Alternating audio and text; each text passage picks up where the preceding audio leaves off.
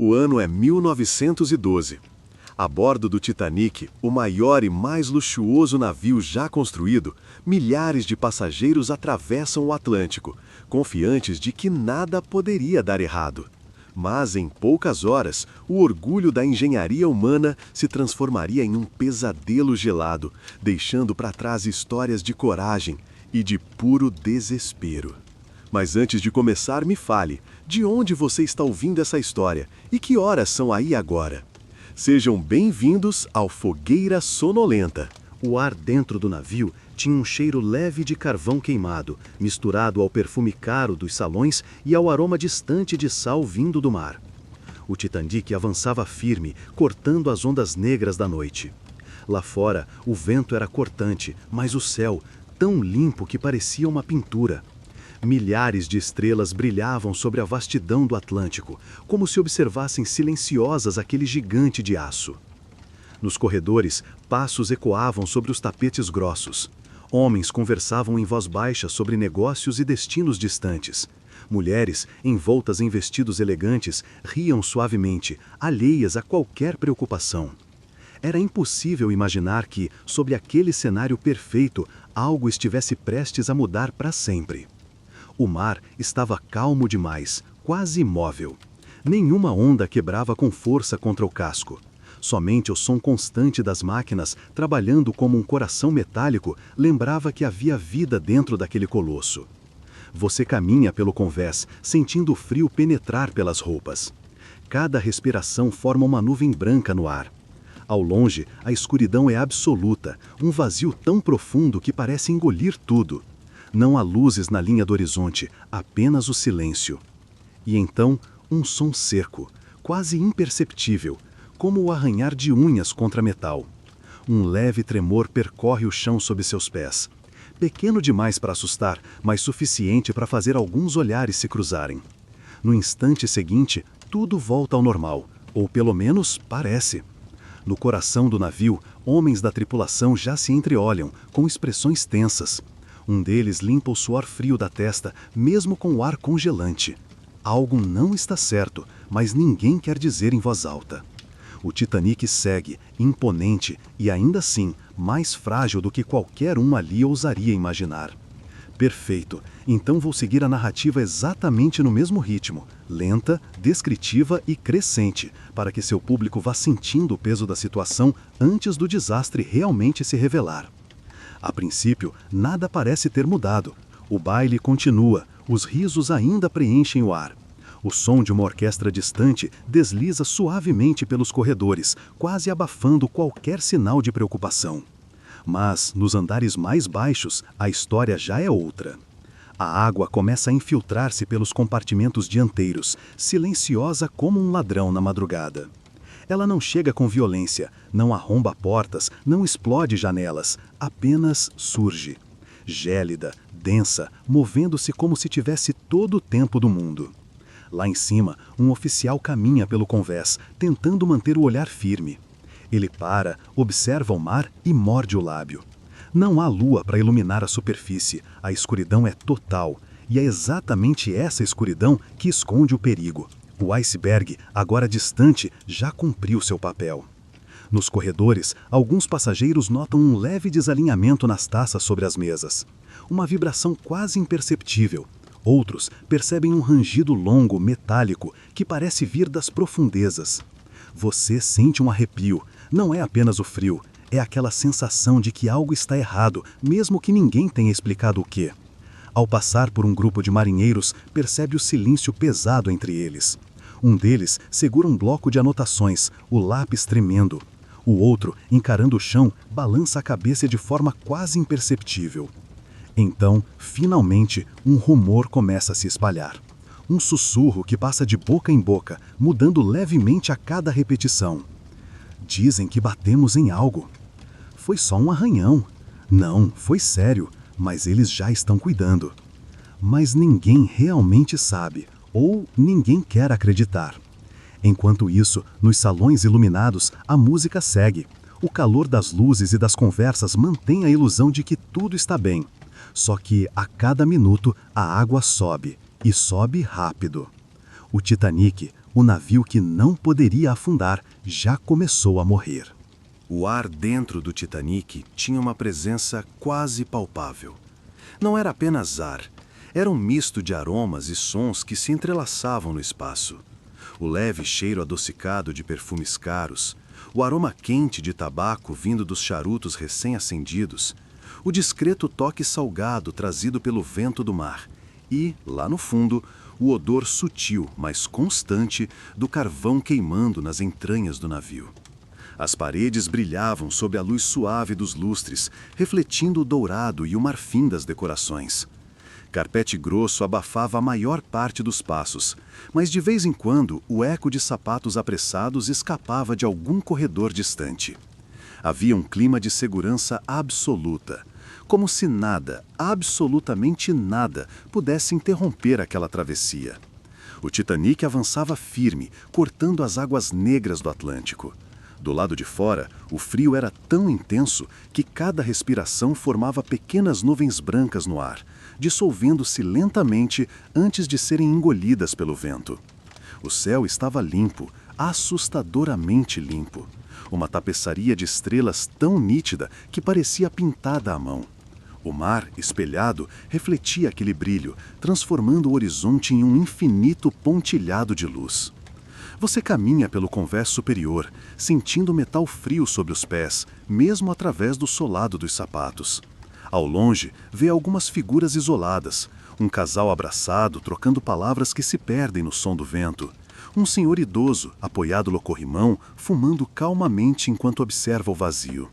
Um marinheiro andando com as mãos enfiadas nos bolsos, o queixo encolhido para se proteger do frio. Nada sugere perigo.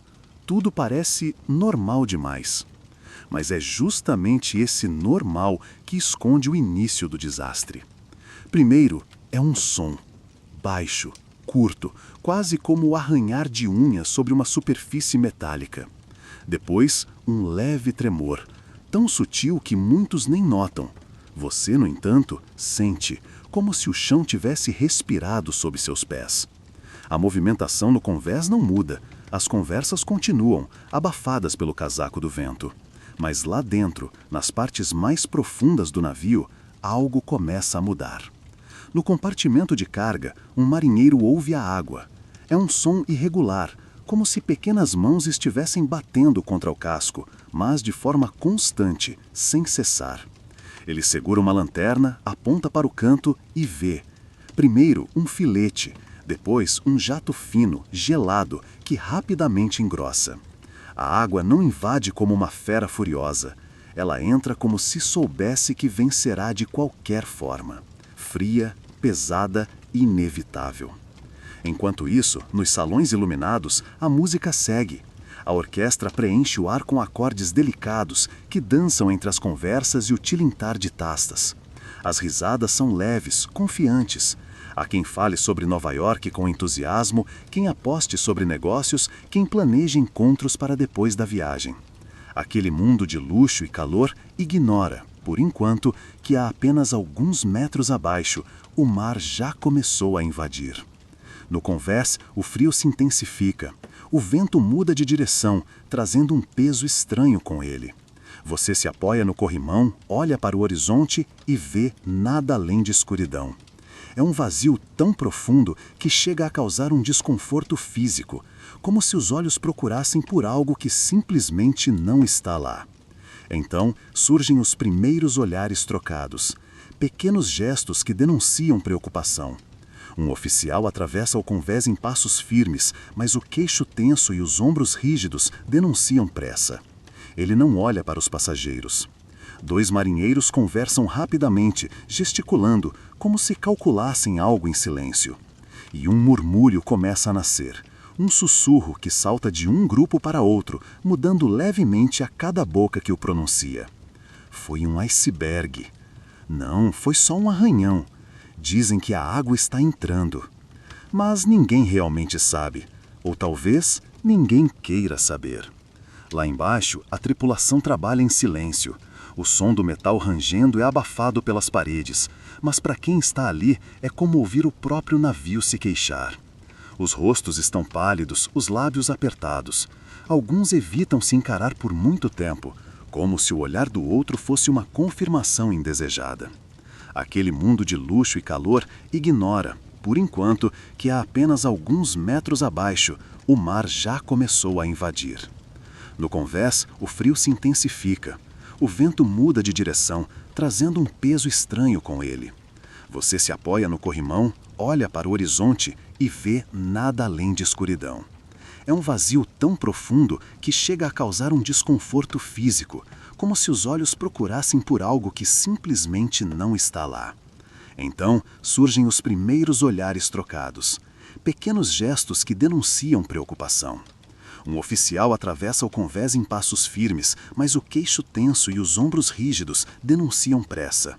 Ele não olha para os passageiros.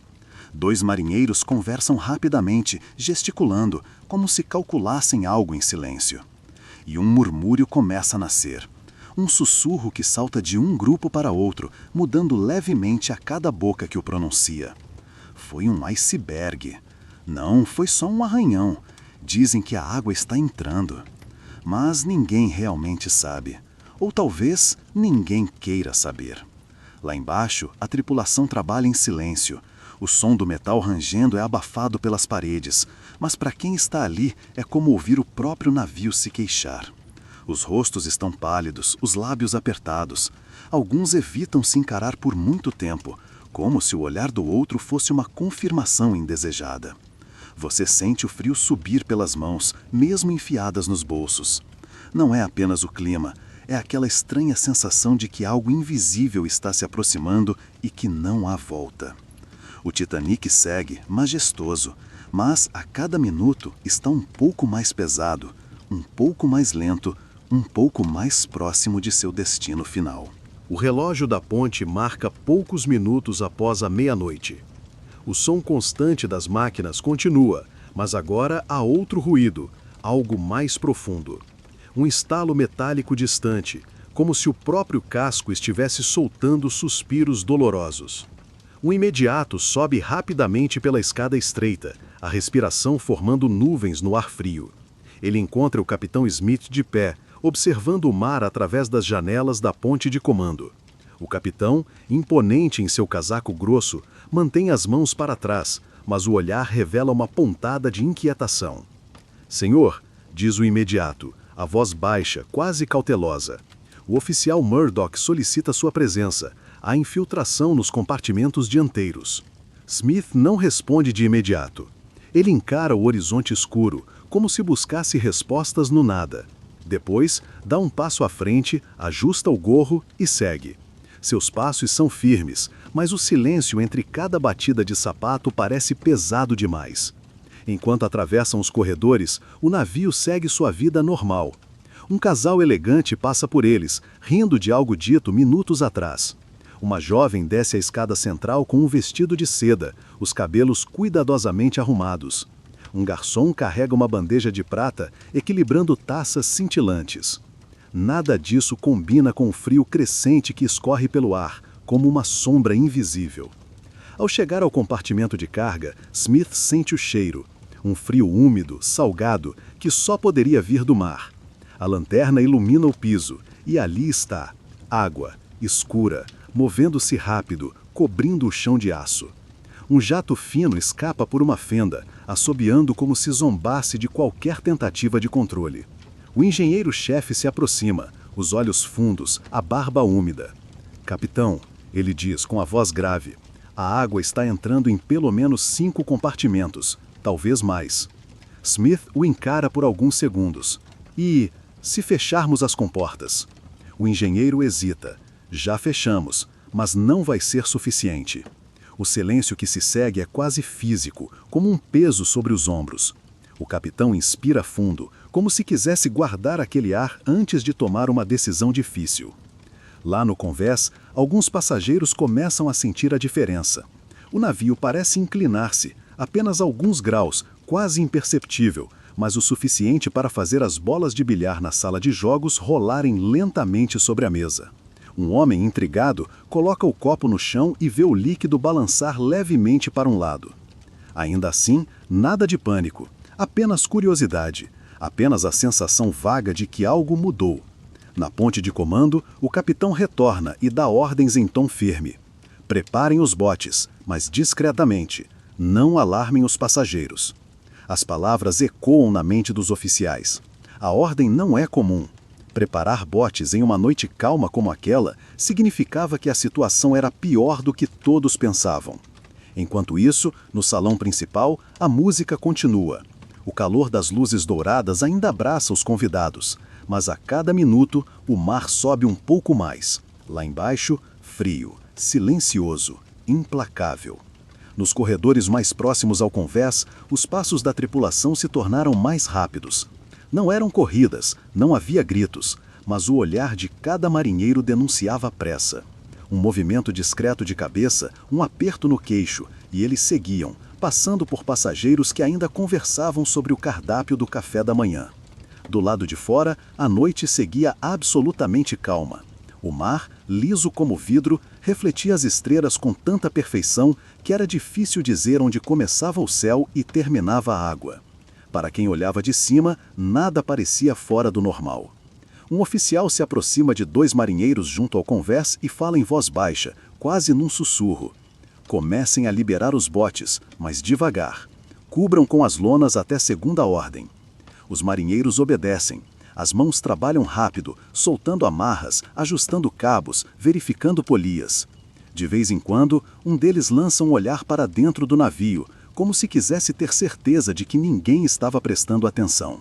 Dentro do Titanic, a música ainda ecoa pelo salão principal. A orquestra toca uma valsa lenta e casais giram no ritmo suave, as saias rodopiando sobre o brilho dos lustres. Há algo hipnótico naquela cena, o calor, o riso, o brilho, em contraste absoluto com o frio e a tensão do convés.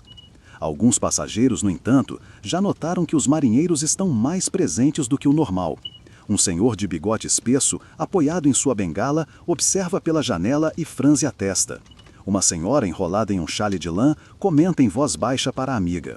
Estão mexendo nos botes. Isso é comum? A amiga dá de ombros. Deve ser apenas manutenção. Mas no fundo, um pequeno incômodo começa a se instalar. Em uma das salas menores, um jovem engenheiro anota algo às pressas em um pedaço de papel.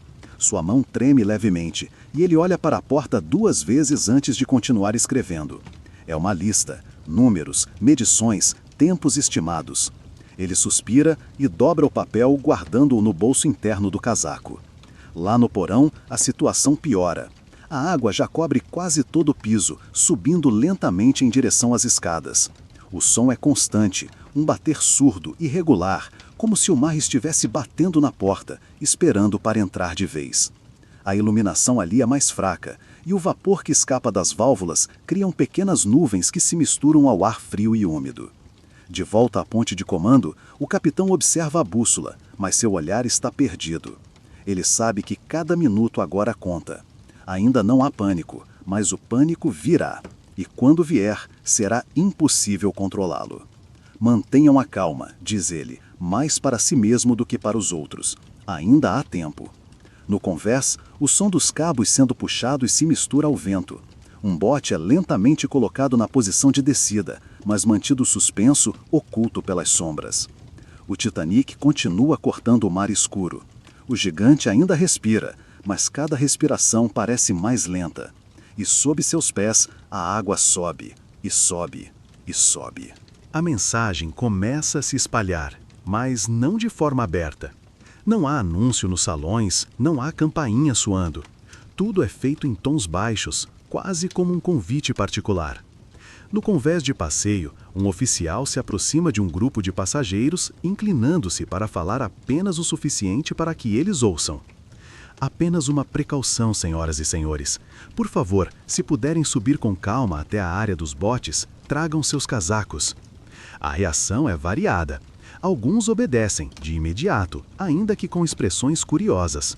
Outros sorriem, pensando que se trata de um exercício ou talvez de algum protocolo obrigatório para atravessar áreas frias. Há também os que franzem a testa e fazem perguntas, mas recebem apenas o capitão insiste, como resposta. Na grande escadaria central, o cenário permanece belo demais para se associar a perigo. A madeira polida brilha sob a luz amarelada. A escultura do relógio com seus anjos dourados observa todos que sobem e descem, como se fosse apenas mais uma noite comum. Você observa uma família subindo lentamente os degraus. A mãe com um chapéu decorado com flores de seda, o pai ajustando o sobretudo e uma criança sonolenta sendo carregada nos braços. Eles não conversam sobre medo, conversam sobre o frio que deve estar lá fora. Ao atravessar os corredores, percebe-se um contraste curioso. Na primeira classe, os oficiais falam com educação, quase sorrindo. Já nas áreas de terceira classe, as ordens são mais rápidas, secas e sem explicações. Marinheiros abrem portas, pedem para as pessoas vestirem o que tiverem de mais quente e subirem.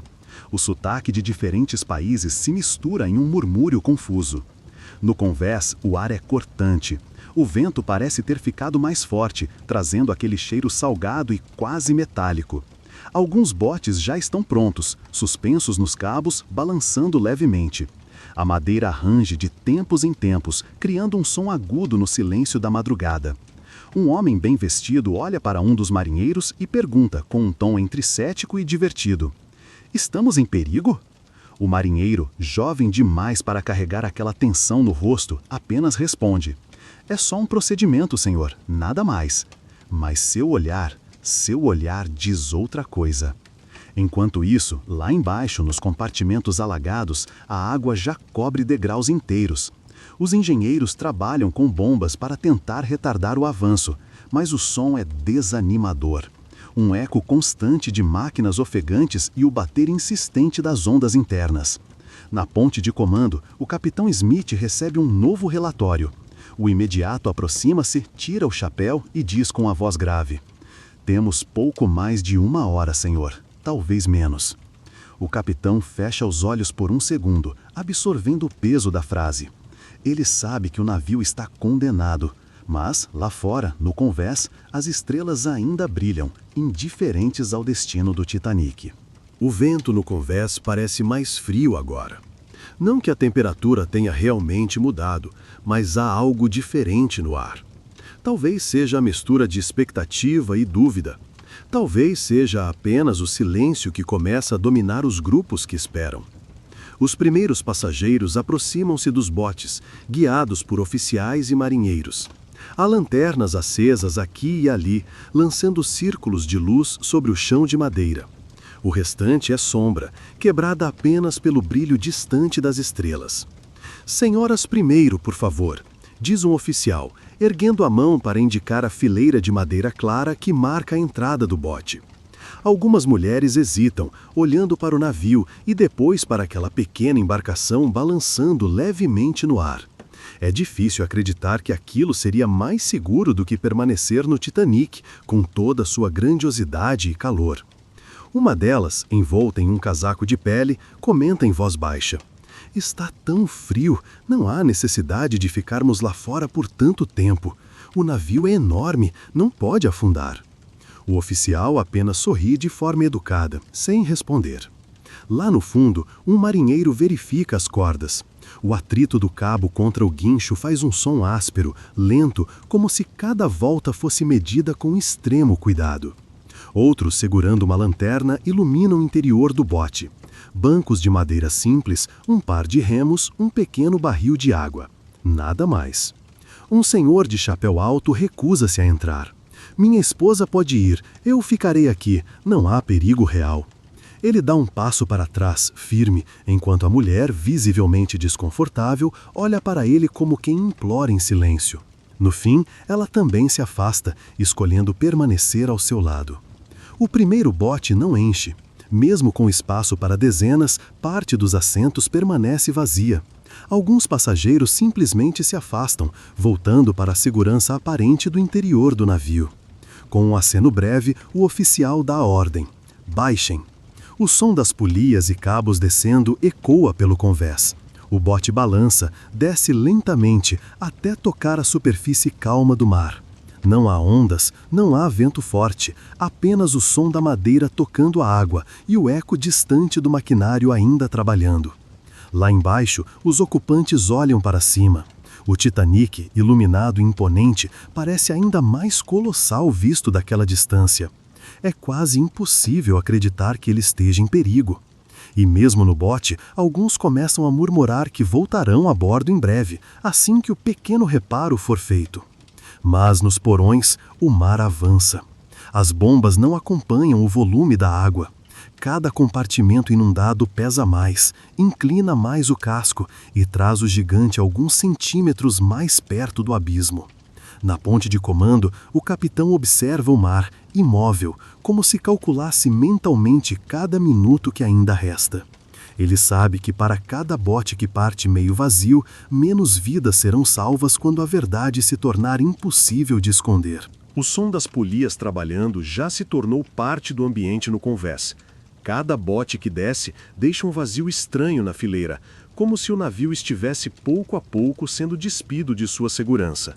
Os oficiais agora chamam passageiros com um pouco mais de firmeza. Senhoras e crianças primeiro, venham, por favor. Algumas mulheres sobem no bote sem questionar, mas outras discutem com os maridos, recusando-se a deixar o navio sozinhas. Um casal jovem troca palavras apressadas. Vá você. Não, vamos juntos. Eles não deixam, é só para mulheres agora. A discussão termina com os dois parados no convés, sem entrar. O bote parte com assentos vazios outra vez. Um homem mais velho, de terceira classe, tenta se aproximar, mas é barrado por um marinheiro que ergue o braço. Aguardem aqui, só quando houver ordem. O grupo ao redor dele murmura, incomodado. Eles não sabem que não há botes suficientes para todos, ainda não. Lá perto, uma senhora de meia idade segura firme o braço do filho pequeno. Ela olha para o bote e depois para o interior do navio. O calor e a música ainda vêm de lá de dentro, convidativos, quase sedutores. É como se houvesse dois mundos coexistindo, um de festa e outro de gelo. No salão da primeira classe, alguns passageiros que ignoraram os chamados ainda bebem e conversam. Um deles, com o charuto aceso, ri e diz: "Imaginem um navio desse tamanho afundar, pura fantasia." Enquanto isso, nos corredores inferiores, a realidade é outra. O cheiro de água salgada já invade o ar. Alguns passageiros da terceira classe começam a perceber que o piso está frio e úmido. Crianças brincam com pequenas poças, sem entender que aquilo é apenas o começo. No convés, o terceiro bote da noite é preparado. Um oficial olha para o céu estrelado e suspira. Ele sabe que está perdendo tempo, mas também sabe que se disser a verdade agora, o pânico se espalhará como fogo em palha seca. O guincho começa a girar e o bote desce devagar. Lá dentro, as pessoas se encolhem, protegendo-se do vento. Algumas tentam olhar para baixo, mas a escuridão do mar é absoluta. Do alto, o Titanic continua a brilhar como uma cidade flutuante. Mas para quem observa atentamente, há algo diferente. A leve inclinação na proa, quase imperceptível, como um gigante cansado começando a dobrar os joelhos. Um murmúrio diferente percorre o convés. Não é o tom casual de quem comenta o clima ou elogia o jantar. É um som baixo, rápido, quase conspiratório. Passageiros se aproximam uns dos outros para trocar palavras curtas. Dizem que estamos afundando. Que bobagem! O navio é insubmersível. Então, por que estão baixando os botes? O vento parece carregar mais do que frio agora. Carrega incerteza. No canto, um jovem marinheiro é cercado por dois homens que o pressionam com perguntas. Ele tenta manter a calma, mas solta sem querer uma frase que ecoa no ar como um golpe seco. Temos pouco tempo. Um silêncio breve cai sobre o pequeno grupo. Os homens se olham e, sem trocar mais palavras, começam a procurar suas famílias. Na primeira classe, alguns passageiros mais atentos já percebem que a inclinação na proa não é mais tão sutil. Copos deixados sobre mesas deslizam alguns centímetros antes de serem amparados por mãos rápidas. A orquestra ainda toca, mas o som agora parece mais baixo, como pano de fundo para conversas tensas. Um oficial passa por um corredor e desta vez não tenta esconder a pressa. Ele fala firme: "Senhoras, venham imediatamente para o convés, tragam as crianças." Algumas obedecem sem discutir, outras fazem perguntas que não são respondidas. Nos andares inferiores, a água já passa da altura do tornozelo.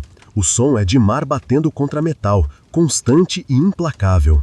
Homens tentam conter as portas, mas as correntes de água empurram com força, como se o próprio oceano quisesse entrar. De volta ao convés, o quarto e quinto botes começam a ser preparados quase ao mesmo tempo. Agora mais gente quer entrar, mas a organização ainda tenta seguir a ordem, mulheres e crianças primeiro. Homens tentam argumentar, oferecer dinheiro, insistir que podem ajudar a remar. Alguns conseguem, outros são afastados com firmeza. Um grupo de passageiros da terceira classe finalmente consegue subir, guiado por um marinheiro que desobedeceu ordens para deixá-los para trás. Suas roupas estão molhadas e eles tremem, não apenas pelo frio. Ao verem os botes, alguns perguntam: quantos mais há? O marinheiro evita responder. O mar segue calmo, liso como vidro. Mas essa tranquilidade só aumenta o contraste com o que acontece no navio. Agora, em certos pontos é possível ouvir claramente o som metálico e profundo do casco, estalos e rangidos que vêm das profundezas. Um passageiro olha para o horizonte e murmura para ninguém em especial: não há outro navio por perto, não há ninguém vindo. E é nesse momento que o medo silencioso começa a espalhar. Não é mais um jogo de imaginação, não é mais um procedimento de segurança.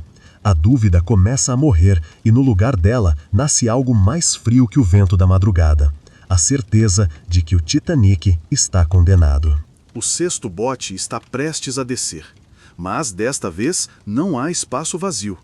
Homens e mulheres se amontoam tentando entrar e os oficiais precisam erguer os braços para manter a ordem. "Senhoras primeiro!"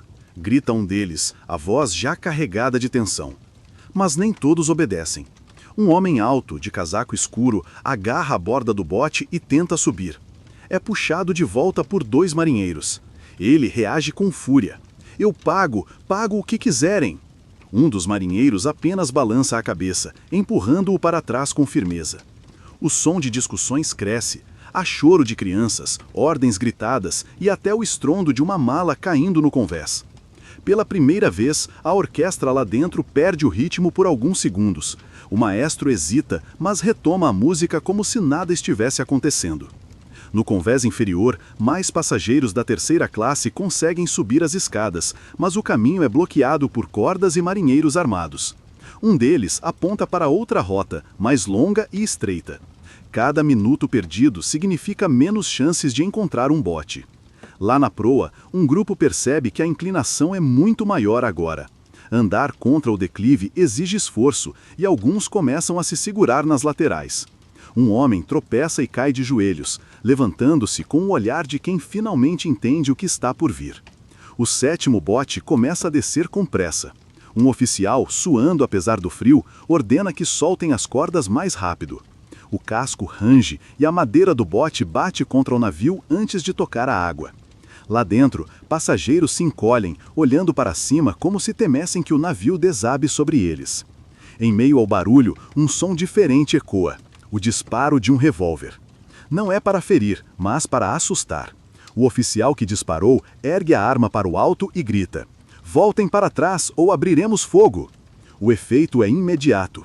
O grupo recua, mas o medo cresce. Agora todos sabem que as regras mudaram. Não é mais apenas uma questão de ordem, é sobrevivência. E lá no fundo, no coração do navio, a água avança sem piedade. Cada compartimento que se enche arrasta os próximos, e o peso do oceano puxa o Titanic para baixo, centímetro por centímetro. Quem olha para o horizonte vê apenas escuridão. Nenhum navio, nenhuma luz de resgate. E cada minuto que passa, cada bote que parte, deixa mais claro que muitos nunca verão amanhã chegar. O oitavo bote já está quase tocando a água quando um homem salta de repente do convés e cai dentro dele, desequilibrando todos. Gritos se seguem. Um marinheiro puxa o homem pelo colarinho e o joga de volta para cima, sob aplausos e insultos misturados. Ele bate no convés, fica alguns segundos imóvel e então é arrastado por outros para longe. Não há mais fila organizada. Agora é um amontoado de corpos. Mulheres tentam empurrar crianças para frente, enquanto homens discutem com a tripulação, alguns implorando, outros ameaçando. A cada bote que parte, a multidão se comprime mais perto da borda, como se pudesse entrar no próximo por pura força de vontade. Um oficial, com o rosto endurecido, dá a ordem que poucos esperavam ouvir. Quem tentar invadir o bote sem permissão será atirado no mar. Mais disparos para o alto, mais gritos. A tensão é tão alta que até o ar parece mais pesado. Nos convés inferiores, a água já chega à cintura. Passageiros que demoraram a subir agora correm pelos corredores, batendo nas portas fechadas, tentando encontrar saídas. Alguns encontram escadas trancadas com correntes, outros tentam forçar passagens improvisadas. O som de metal retorcido e portas quebradas se mistura ao rugido distante da água. No convex principal, um bote quase cheio balança perigosamente quando uma mãe se recusa a embarcar sem o marido. Ela grita, chora, segura o braço dele como se a força das mãos pudesse mudar as regras da noite. O oficial hesita e cede. O homem entra. Olhares furiosos se espalham, mais um lugar a menos. O 9º bote parte. A inclinação do navio agora é visível até para os mais céticos. É preciso se inclinar para manter o equilíbrio. Um baque metálico ecoa das profundezas, e alguns juram ter ouvido algo quebrar lá embaixo. O 10º bote é baixado às pressas. Um grupo tenta correr em direção a ele, mas a tripulação fecha o caminho com armas erguidas. Alguém grita: "Vocês vão nos matar aqui!" Ninguém responde. Lá na frente, um homem observa o horizonte e balança a cabeça lentamente. Ele sabe que, a partir daqui, cada minuto é uma sentença.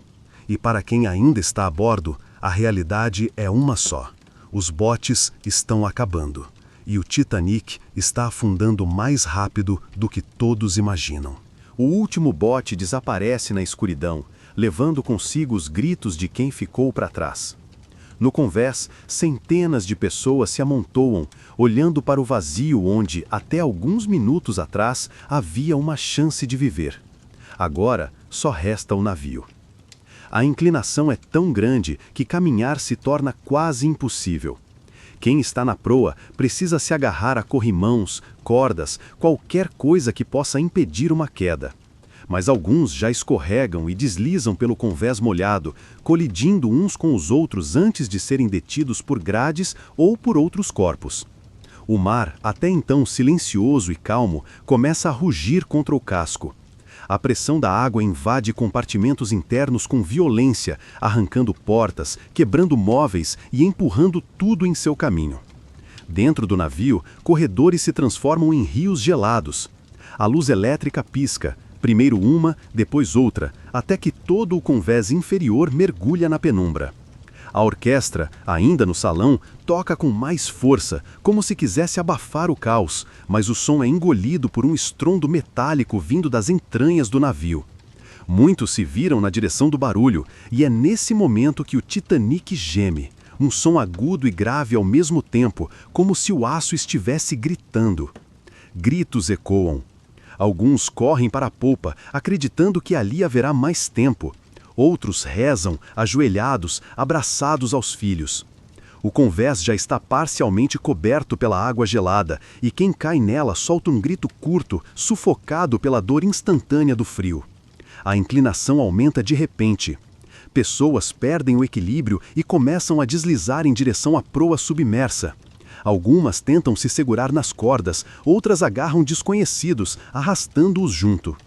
Um homem, desesperado, escala a grade para evitar a queda, enquanto abaixo dele o mar engole o convés como um animal faminto. Então, a luz do navio se apaga completamente. A escuridão é quase total, quebrada apenas por alguns lampejos de lanternas e pelo brilho pálido das estrelas. E no silêncio que se segue, um único som domina: o rugido profundo do Titanic se partindo. O casco se ergue, gigante e ameaçador, e a popa começa a subir para o céu. Pessoas se seguram no que podem, algumas escalam como se fugissem de um abismo. Outras simplesmente caem, despencando dezenas de metros até a água negra. O navio estala, dobra e quebra. Um som seco e monstruoso rasga a noite, seguido por um coro de gritos que se perde no vento. A parte dianteira desaparece rapidamente nas profundezas. A polpa, ainda erguida, paira por alguns segundos, como se desafiasse o destino, e então começa a afundar também, arrastando consigo todos que ainda estão a bordo. E quando finalmente desaparece, o silêncio que se instala não é de paz. É um silêncio pesado, cortado apenas pelos gritos distantes dos que agora lutam na água gelada. A água gelada abraça cada corpo que cai. É um abraço mortal, silencioso e implacável. Os que conseguem nadar procuram desesperadamente por alguma superfície. Qualquer pedaço de madeira, uma porta flutuante, uma parte do casco quebrado. Mas o frio é uma presença constante, como uma sombra que se aproxima devagar, roubando a força, congelando os movimentos. Os gritos começam a diminuir, sufocados pelo choque térmico.